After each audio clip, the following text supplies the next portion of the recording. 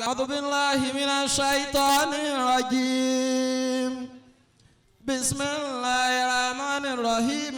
ما شاء الله. شهد الله أنه لا إله إلا هو. الله. والملائكة وأولو العلم قائما بالقسط. لا إله إلا هو العزيز الحكيم. أعانكم الله. أعوذ بالله من الشيطان الرجيم. بسم الله الرحمن الرحيم. أعوذ بالله من الشيطان الرجيم. بسم الله الرحمن الرحيم. الحمد لله الذي أنزل على عبده الكتاب الله ولم يجعل له عوجا. أعوذ بالله من الشيطان الرجيم. بسم الله الرحمن الرحيم. سلام على الإسلام بعد محمد. سلام على أيامه نظرات على الدين والدنيا على العلم والحجاب على البر والتقوى على الحسنات اجعلني الحمد لله. الحمد لله. gbogbo òjòkó kankan ní máa ní lógò tí ń bá dé. Allah. àwọn òjòkó kan bẹ tí yẹn bá dé bẹ́ẹ̀ kò ní sọ fún yẹn bó ti rí yẹn ni ó mọ̀ pé bí ìjòkó ohun ti rí náà nù ni. Alhamdulillah. àmọ́ ìjòkó ìhun tó gbé wá náà ni ìjòkó ọpẹ́. Alhamdulillahi rabbil alamin. tá a bá rí ìjòkó kalẹ̀ yìí bó ti sojú dáadáa yìí tí o bá dúpẹ́ ẹ kíyèsí dáadáa nǹkan bẹ lára ẹ ní. Allah. gbogbo ohun tí bá wà ń bẹ lára ẹ gbé pamọ́ láyé ìdùnnú tó bá béèrè orí láàyè orí ọlọ́run ó sì sọdùnnú ní ìbànújẹ́ ní dùdú mọ́ lọ ẹja ní alhamdulillahi rabbil alamin. li'alla udayya al-awqata akthar mimma la yanbaghi. Allah. kí n má bá àkókò jẹ́ níwájú àwọn àgbàlagbà tí wọ́n ní kí a sọ wò níwájú àwọn bóyá sọ ọ́ da. Hafidhakumullahu wa ra'akum. gbogbo àwọn àfáà wa tó já sí pé abẹ́rẹ́ wọn ṣe púpọ̀ lọ́rùn aṣọ wa kó tó di wíwọ̀. Adamallahu hayatahu. gbogbo àwọn àfáà wa bẹ́ẹ̀ tí wọ́n ti lọ Ọlọ́run bá wa kẹ́ wọn. Àmín. Ọlọ́run bá wa gẹ̀ wọ́n. Àmín. bàbá Sheikh Adam bàbá Sheikh Abdulsalam Rahmatullahi alayhi. gbogbo àwọn ẹni rí bẹ́ẹ̀ tí wọ́n ti lọ Ọlọ́run bá wa kẹ́ wọn. Àmín. bisimilahi kulu wallah. Bismillahir rahmanir rahim. Qul huwallahu ahad Allahu samad. Lam yalid wa lam yulad wa lam yakun lahu kufuwan ahad. látara bẹ́ẹ̀ àwọn bàbá wa tó wá já sí pé àwọn náà ni wọ́n kọ́ wa wọ́n rè wá wọ́n sọ bá ti lọ ayé bàbá wa àgbà tó já sí wípé kíkì wọn á máa kí wọn náà ni. Allah. wa kana mina dawa'i sururi wa far'ati wa shira'ati wa bahjati an urahiba bi fakhamati al-mudir. àwọn olóríire wa. an urahiba bi fakhamati al-mudir. bàbá wa gbà. al-imam al-umam. aṣáájú ni wọ́n á kí alim wọn. rabbani. ẹni ọlọ́run ni marmuqul ashhash kashawaik. bàbá wa yẹ ní ire ni. baba mudirul markaz. mudirun la yumathilu mudirun. baba tí wọ́n kọ́ wa ń kéwú náà nù. mudiri la yumathilu mudirun. gbogbo ẹ̀yin abiyamọ tẹ́ ń pariwo. Jamaludin antalana ẹja jẹ́ tí wọ́n ta fẹ́ wí yé. Jamaludin antalana imamu. èyí tí wọ́n fẹ́ fún baba mudirul markaz òun náà ní wípé gbogbo nǹkan láyé ẹ̀mí gígùn ságbá rẹ̀. Masha Allah. gbogbo nǹkan bí ọ̀dọ́ bá ń bọ̀ wá àwọn àgbàlagbà ó máa wọ́n pé ha ọlọ́run dákun fẹ̀mí gígùn ta ọlọ́rẹ. Allah. ọlọ́run bá gun baba mudirul markaz lẹ́mi lórí iṣẹ́ yìí. Allahumma amin. ọlọ́run má jẹ́ àṣàfẹ́kùn wọn. Amin. ọlọ́run má gbà lákàyè tí wọ́n fi ń tò ó. Amin. èmi wá sọ fún wọn pé atil rabbana lil mudiril baqa. Ọlọ́run máa ṣe bàbá mudiru kù. bí àfiyàtì lìjì sí mi. Ọlọ́run máa ṣe wọn pẹ̀lú àlàáfíà má jẹ́ wọ́n sáré gbogbo ayé. Ọlọ́run bá fi bàbá ọlọ́kàn balẹ̀ ìfọkànbalẹ̀ ìdáàbòbò Ọlọ́run má dẹ́rù bà wọ́n. Ọlọ́run má jẹ́ wọ́n lò sẹ́mi fún pínpín. Ọlọ́run bá ṣe bàbá mudiru kù. Ọlọ́run má dá bàbá mudiru dá ìsìlámù. Bá a fẹsẹ̀ wọn lẹ́nà lérí ìsìlámù. Má jẹ́ mọ́lùkàsì ọ̀ dàrú mọ́ ọ lọ́wọ́. ọlọ́run máa wà á làwọn ọ̀nà ayé bisimilayi rahman rahim ilafi kureshi lafi na tọ́sítà wa sọ́yì fali abdul ba'ad albayti lẹ́dí atọ́ min jẹ́ wa amadu min khaw. baba wa amidun wakilun fi markaz ta'lim adamu al-arabi. lọ́wọ́ hayatahum. al-imam al-mufassir imam olówó. ọlọ́run jẹ́ àrí baba wa àwọn pẹ́. ẹgbẹ́ dásìkè gbogbo ayé ní jẹ́. imam san. imam san ọlọ́mọsàjáru wọn pẹ́. adamu lọ́wọ́ hayatahum. tó kó bá wó ń bì kan náà ní dúró ọlọ́mọdé wo láíláí. Allahumma amin. ọlọ́jẹ́ kan lọ́hùn. Àmín. gbogbo àwọn àgbàlagbà tó wájá sí pé wọ́n gba bàbá mudurul mọ́kàsí lálejò nílẹ̀ Òṣogbo àyín akínyìn o. adamu lọ́wọ́ kò hayatahum. sí bá a ti fẹ́ gbérí kíyìn ju wípé ká kíyìn pé máàmá fàálínà fàákàn lánàá fìyàkùn. gbogbo ọmọ bẹ́ẹ̀ ń ṣe nù ayé ni bàbá yìí. ohun tá a bá fi kíyìn àti bẹ́ẹ̀ ni náà ṣe ń pa bàbá wa lé àlè kíyìn tán. ohun tá a lè wí náà ni pé jazakumullahu jannati wa anwara. Allahumma amin. ọlọ́mọsàjáre yín pẹ́. Àmín. ẹ̀rí jòkólẹ̀ tí a jòkólẹ̀ yìí gbogbo ìjòkó tí yẹn bá ń jókòó nínú ayé bẹ́ẹ̀ bá wá wò kalẹ̀ ohun tí o bá sí àwọn obìnrin bẹ́ẹ̀ ìjòkó wọn ṣe ìjòkó àlùbáríkà dáadáa. àwọn yọ ayé nù. àwọn yọ ayé náà nù adúlóníyà hílùwà ayé dùn àmọ́ ohun tí ó jẹ́ kí ayé dùn àwọn obìnrin náà nù. Masha Allah. àmọ́ kí n tó kí àwọn ìyá wa bàbá wa àgbà Asheikhul Mubashir bàbá wa Madake rahmatulahi aleyhi. tó jásí pé a máa wò bí àwọn bàbá Mudirul Markaz ṣe dé àyín. salamun alal madina min ulama'ina. afámusẹ́jẹ́ ètè wíkí kó ń bẹ̀ dákun. Masha Allah. afáwa Sheikh Dawud Al-Khalifa Al-Khalifa tó jásí pé wọ́n gba àyè bàbá wa náà táàrin súra bàbá ní ara wọn wọ́n gbé ọ̀dọ̀ Sheikh Abdulsalam Muhammadul Awwal Akabi min sugarihi ila kibari. láti kékeré bàbá Madake ti wà wọ́n wá bẹ́ẹ̀. gbé bẹ́ẹ̀ àwọn bàbá yìí náà méjèèjì ni wọ́n láti ìgbà tí wọ́n ti ń bẹ lẹ́kọ̀ọ́ ni wọ́n ti jọ wà. ó wá jásí pé tí wọ́n fi wọlé ọlọ́run báyìí wọ́n jọ sọ̀rọ̀ ẹ̀kú ni. àìmọye ọmọ tó wá látọ̀dọ̀ bàbá Madake tó jásí pé sẹ́yìn ni wọ́n ti wá kéwú. Masha Allah. látara pé gbà tí àfáwà Al-Khalifa al-Yawm tí wọ́n yàn náà ni. wọ́n yanjú. tí bàbá Mudiru bá wá débí lónìí àti Amidul Markaz àti gbogbo àwọn ìyá wa nulẹ̀ Sheikh Abdulsalam ó yẹ ká wá kìí ṣe nǹkan tá a gbọ́dọ̀ má wá. bàbá wa ṣe gbogbo nǹkan tá a bá ṣàdúrà fún bàbá wa Madake kò ní dùn mọ́ bàbá Mudirul Markaz. àmọ́ ohun tí mo fẹ́ máa wí ẹ̀dá kún gbogbo ojoko ẹnu bá ń bá mi rí Allah náà mo fẹ́ kẹ́ máa wí wáyé kó wù yẹn lòkè Allah Allah àmì ẹ̀ bá rí wí ni mi ó dùn. Ya ilahi farham Allah. ẹ̀dá kún máa fi máìkì wí ná. Ya ilahi farham Allah. Ya ilahi farham Allah. Shaykhana Madake Allah. Ya ilahi nawwir Allah. Shaykhana Madake. ọlọ́mọba kẹ́ bàbá Madake. Ya ilahi farham ọlọ́mọ sọ̀rọ̀ wa kẹ́ wọ́n. Shaykhana Madake. bàbá Madake tàná ọlọ́mọba wa kẹ́ wọn. Ya ilahi nawwir. ọlọ́mọ wa tẹ̀mọ́lẹ̀ sí kábàárì bàbá wọn. Shaykhana Madake. ọlọ́mọ má jẹ́ kí kábàárì wọn kó kù. Ya ilahi qaddis. ọlọ́mọ sọ̀ bá fọ̀ wọ́n mọ́. Shaykhana Madake. gbogbo tí ó jẹ́ àbùjẹ́kù lára ẹ̀ bá fọ̀ Ya mọ́. ilahi nawwir. ọlọ́mọ tẹ̀mọ́lẹ̀ sí kábàárì wọn. Shaykhana Madake. ọba ti kẹ́ wọn tó bá kẹ́ wọn bá Sheikh Abdulsalam. farhamanihu rabbana antal ghafuru Allah. Ya ilaha illallah Allah. La ilaha illallah Allah. Muhammadur Rasulullah. La ilaha illallah. ẹ dákun gbogbo wa ẹ má fi máìkì wẹ́ẹ́ jáse kúlù Allahu kó sì lòkè dáadáa fún bàbá Madake.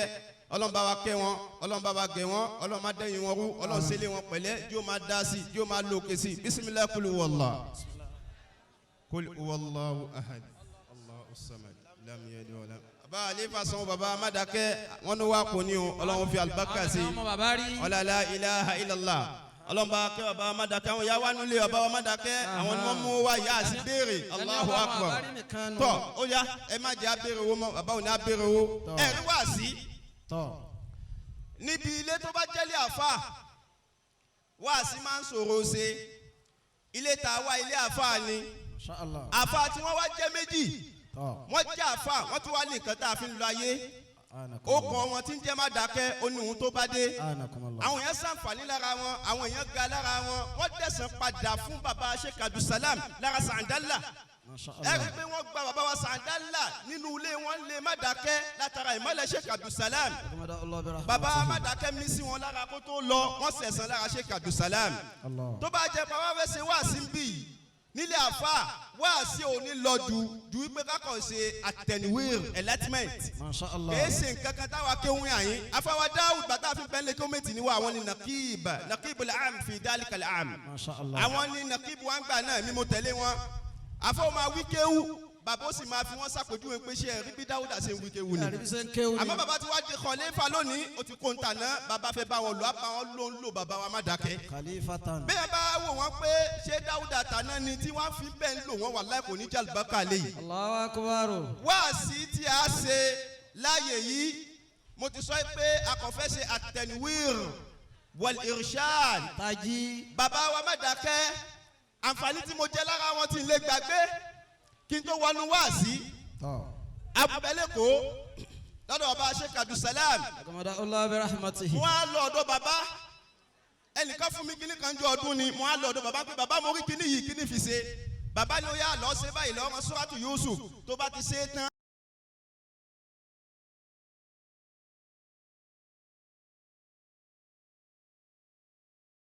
ọlọ́run ọba ṣẹlẹ́rìí wàláì Musa ó sì rí bẹ́ẹ̀. mẹ́wàá ń bẹ lọ́dọ̀ àwọn àgbàlagbà. ẹ̀dá tó tọ́lọ̀ ọba mádàkẹ́ tó wá rí bẹ́ẹ̀ ṣé lè wọn ló wà ní wọ́n gbé nǹkan wá. inna hadhal bayta baytun mukramun. ilé táwa yìí ilé àpọ́nlé ni. khasahullahu bi'ilmi wa tuqa.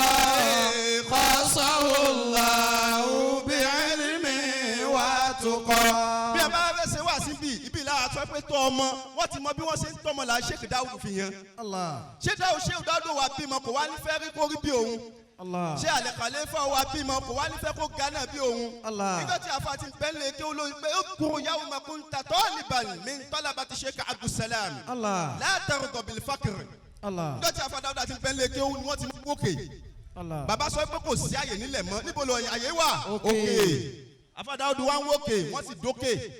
ibi tí yóò ti wá mọ ìgbésẹ̀ ìdáláyé òun tó bá kọ́ fẹ́ yàwó ibẹ̀ ni ó ti máa ga lọ. bẹ́ẹ̀ ó bá sì jábọ́ láyé òun tó bá kọ́ fẹ́ yàwó ibẹ̀ ni ó ti máa jábọ́ lọ tí ò ní gùnkè mọ́ bí ó bá sọ̀rọ̀ nù ayé. ìwà ṣe wá sí mi lórí ujubu tarbiyatil awlad ẹ bá ń wò. ujubu tarbiyatil abunai ala awladi. ala salahi. ala salahi. wá sí mi ò ní kó àlẹ́ Khalifa àwọn tí mo fẹ́ sọ náà ni pé ẹ ti mọ̀ pé dandan ni ká tọ́ mọ bó ti ṣe jẹ́ dandan lórí bàbá Mádàkẹ́ tí wọ́n tọ́ yín tẹ̀ fi wá yàn yìí ó ti di pé dandan ni fẹ́yìn náà kẹ́ ẹ tọ́ mọ. yajibu ala abahi wal ummahati al-inayatu bi tarbiyati abunai. ẹ dàgbẹ́ jẹ́ agbọ̀rọ̀ ìjà ni Allahu Akbar. Allahu akbar. wọ́n ní kése mo fẹ́ túláàsì ni kó jẹ́ kí gbogbo bímọ tó bá ti bímọ bí Sheikh Dáúdù wá ṣe bọ́ sí bímọ lónìí. tarbiyati abunai ala salahi. ọkọ ọmọ wọn lórí dáadáa kò sẹ́rẹ̀ ilé ọkọ tọ́mọ ò bá yàn. likay yakunu kò sẹ́rẹ̀ ilé ọkọ tọ́mọ ò bá rí bí Sheikh Dáúdù ṣe rí yìí. bọ́mọ bá wà da tọ́mọ bá yàn tọ́mọ jẹ́ nǹkan tá a máa fi tọrọ ọmọ yóò máa jẹ́ iṣẹ́ rere fún yàn. amalan salihan lahum fi dunya fi hayatihim wa ba'da mautihim. bàbá tọmọ tó bá yàn bàbá tọmọ láwọn ẹ̀kọ́ tí Islam fẹ́ ká fún àwọn ọmọ western education ká fún ní mọ̀ kéwú gbogbo nǹkan tá a máa fún ọmọ tó fi máa yàn tí yàn bá fi lè fún ọmọ bẹ́ẹ̀ iṣẹ́ méjì ni ó jáde lára ọmọ òun òbí ní kọ́kọ́ jẹ́ yóò jẹ́ dùnú fún wọn nú ayé tí wọ́n bá rí inú wọn máa dùn ẹ dákun àlẹ́ Khalifa bí òbí wọn bá wò wọ́n lásán kẹ́ má fún wọn náírà kan ní ó sì máa dùn pèmí náà mo bí èyí. lórí pé wọ́n tọ́ yín ni wa ba'da mautihim. wa ba'da mautihim. bí a bá kú tán yóò tún wá jẹ́sẹ̀ rẹ̀ yóò jẹ́sẹ̀ rẹ̀ fún yàn. alal walidi. ibọ̀ gbogbo ẹ̀yin òbí ẹja ní náà ẹ dákun ẹjọ́ olókè dáadáa ẹ̀tọ́ mẹ́wàá kan bẹ ẹ̀tọ́ mẹ́wàá gbogbo òbí gbọ́dọ̀ ṣe fọ́mọ tóbi bá fi lè ṣe fọ́mọ yóò máa dá yẹn. yanalu bi aridiwa narabita fọdùlà. ẹni bá ṣe ẹ̀tọ́ mẹ́wàá yìí fọ́mọ tẹ́ bá wo gbogbo ẹ̀tọ́ mẹ́wàá wù ó wà lára àlẹ́ Khalifa tòní. faisimun jamilun. ibà ẹ má rọṣẹ àyẹ̀rọ̀ṣẹ tẹ wẹ̀ dàpọ̀ ẹ bá ń tún wí faisimun. faisimun jamilun. fúnmẹ́tì ibùmáyìn ṣàtì. fúnmẹ́tì ibùmáyìn ṣàtì. wàdìínú wàtàlí. ta'limu. Wàdínú wa ta'limi. Juzaita takamula. Juzaita takamula. Àkọ́kọ́ ìtọ́ta fún ọmọ bá ti jókòó yìí Ismun Jamilun. Ismun Jamilun. Ó kọ̀ọ̀rẹ́ mo ní ẹni tí mo mọ̀.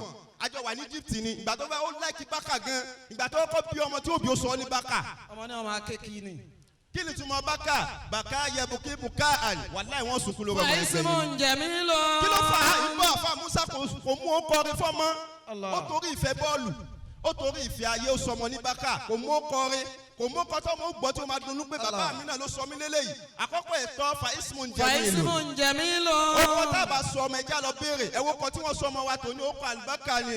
Ummati bumaishatin. Ummati bumaisha. Gbogbo ẹni tí ó bá wá bímọ yóò pèsè jíjẹ mímu tó jásí pé ó nara tán fún ìyàwó tó jásí pé bàbá ti ń rí ìyàwó gbogbo ohun tí bá ń jẹ yóò máa rìflẹ́tì lára ọmọ òun tí bá ti ń rìflẹ́tì lára ọmọ àwọn yóò máa rí pé lágbájá ń tọ́jú ọmọ lágbájá ń tọ́jú ìyàwó ẹ jẹ́ àwọ̀ ìyàwó wa tòní àdìsọ ànábì kọ́ sọ pé tùǹkàwù mar'atu li arba'in ìlọbẹ dákun wọn kò fẹ́ yẹn ó ní wọ́n máa fẹ́ yàwó tà nítorí nǹkan mẹ́rin ó wá ní líjà máa lè ha ìyẹn lè fẹ́ yàwó torí ẹ̀ wá pé wàláhì nítorí nǹkan kan fẹ́ ó ní ẹwà. máa fọ mo tẹ̀sùbà àti tẹ̀sùbà máa bọ́. mo ń bọ̀ ó ní ẹwà mo fẹ́ kó bí ẹwà fún mi ìyẹn lè torí rẹ̀ fẹ́bìnrin àmọ́ sọ oníhun tẹ́wà ń jẹ wọ́n tó fẹ́ torí ẹwà fóbìnrin sọ oníhun tẹ́wà ń jẹ tó bá fẹ́ ẹwà tó oníhun tẹ́wà ń jẹ tó bá ìjọsìn mọ́ lọ́wọ́ lọ́wọ́ bí ọ́ ẹ wo bí ìyàwó ṣe jẹ ẹwà ńlẹ̀ inú wọn wá Ismun Jamilun. wọ́n wọlé afárá Sheikh Daud ó sì di ẹwà sí inú wa Ismun Jamilun. ó kọrin máa bọ̀ bẹ́ẹ̀ Ummati bumaishatin. ìjẹunre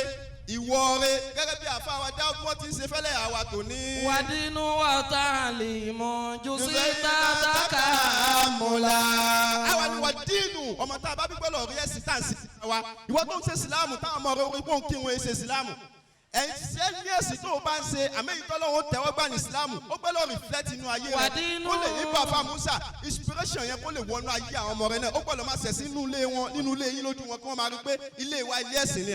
Wàdínú wa ta'limu. Juzaita takamula. bàbá Musa tábà wá fún ọmọ ní àdínù tán arípò nẹ́ẹ̀sì lóòótọ́ ẹ̀sìn bẹ lára rẹ̀ ó wá kun àtàlímù níbọ̀ àtàlímù yẹn wá pín sí méjì ẹ̀yìn yàwó ẹni náàm ọlọ́run jàre yín pẹ́ àtàlímù méjì ni àpè kan ní àtàlímù àwọn àpè kan ní àtàrúbíyàtù òun ni alámọ́dúrásíyà àtàrúbíyà ó yàtọ̀ sí àtàlímù tábàlì àtàlímù òun ni ká mọ́mọ́ lọ skul tó dájú pé mo fẹ́ kó kẹ́kọ̀ọ́ ilé kéwù mẹ́kó kẹ́kọ̀ọ́ kí lè máa gbà àrùn aṣọ fún àrùn aṣọ ilé kéwù fún àfún lówó iléèwé á ṣe gbogbo nǹkan tí wọ́n máa ń ṣe lójú ọ̀nà tàlím òun ni à ń pè ní education yẹn tó jẹ́ western education ìyẹn gbọ́dọ̀ fún ọmọ òbí tí ò bá fún ọmọ ọlọ́run ó sì bí ní. Wàdínú wa ta'limu.